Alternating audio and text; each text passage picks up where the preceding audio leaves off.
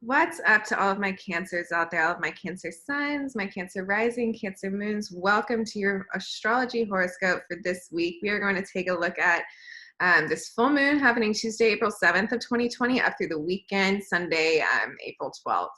So anyways, let's get into it for my Cancers, man. Some heavy work for you guys the past couple years surrounding your relationships and surrounding the people that you're involved with in your life, your projects. All of these things have been a major focus for you. And with this full moon now happening in Libra, your fourth house, this is really going to be about you connecting with those people that are emotionally aligned with you. Who feels emotionally safe with you, Cancer? This is so important for you guys to feel emotionally safe in the environment around you. And it's not so much, Cancers get a reputation for being this sensitive sign, but truly it's because you guys are a very powerful sign. You're one of the only signs ruled by a luminary, the other being Leo by the sun. But this is a very powerful place to be in, strong, intuitive powers. And so absorbent and receptive to the energy around you that it can be overwhelming. So yes, you need a safe environment because you're much more receptive to kind of what would be going on negatively around you than some of the other energies going on in the zodiac. But in any case, so this is going to be calling your attention there to look to integrate those relationships that feel emotionally safe to you. A lot of you guys, having gone through so much destruction and transformation throughout your relationships over the past couple years, are now kind of coming into places where you're desiring to connect on a more intimate level.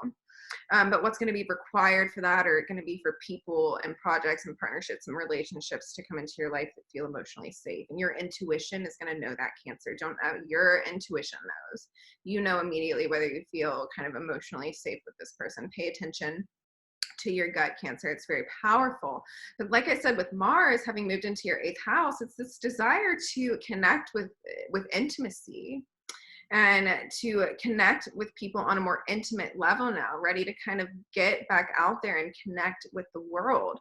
But there is going to be this square over from Mars to Uranus and Taurus, which is your 11th house. So some of this is not going to look like what your idea for the future was. And it might look a little bit uncomfortable in that way, but it's important to realize, Cancer, that your intuition is so powerful at this point.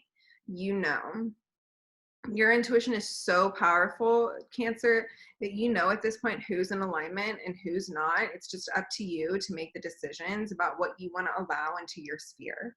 Okay, like the ball is in your court, the responsibility is in your hands. What are you going to allow into your sphere at this point? We also have Venus, who is moved into your 12th house as well. She's going to be going into her shadow period before she goes retrograde later. So this is going to be a lot about looking at the information and looking at the data and looking at the things coming in about what's connected with you spiritually with the 12th house, and what needs to come to an ending, what cycle needs to come to a close, what things are no longer feeding your soul's alignment and soul's mission on this earth, what relationships, what partnerships, what projects, what things are no longer in alignment with this new reality that you're looking to create for yourself, Cancer.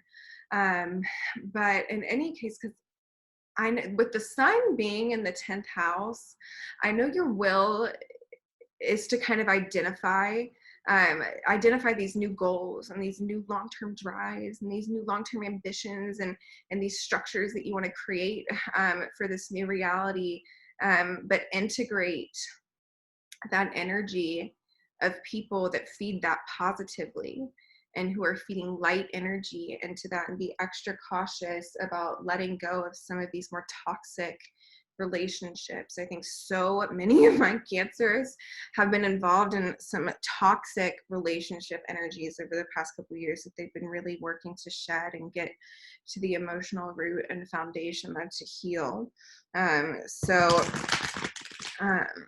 In any case, let's pull this card for you guys.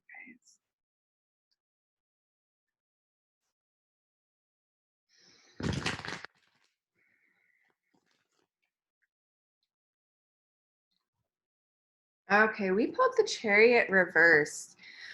So there's some situation in your life, Cancer, that you've been trying to exercise your will over, and your will is no longer working to keep this situation in control. There's something that you need to release with this full moon that you've been trying to be controlling over and be possessive of. Your will is no longer going to keep that tamed. That's what happens when we get the Chariot reversed. I'm going to pull a clarifying card for this. Okay, wow, yeah, we pulled the Devil up right. There is something toxic going on for you guys. There's some kind of deep toxic relationship or addiction or something going on in your life that you're trying to exercise your will over on right now that is not working. This is going to be a powerful full moon release for you guys. I need to pull another clarifier on this. Okay, Judgment. Wow. Okay, so it's decision time, you guys. It's decision time. Whatever this toxic situation you're in that you think you can exercise your will over to control, it's going to explode in your face. It's time to make those decisions. It's time to exercise that divine discernment that moon in Libra energy has, and really peel away some of these delusions that maybe you've been focusing on, this delusion that you can keep up with your will over this devil situation. No, there is something toxic that my Cancers have to let go of, and it's time to make the decision on what that is, especially with this full moon and this Venus retrograde coming up in your 12th house. Okay, I love you guys, my Cancers. You know what to do. Pay attention to your gut. Until next week.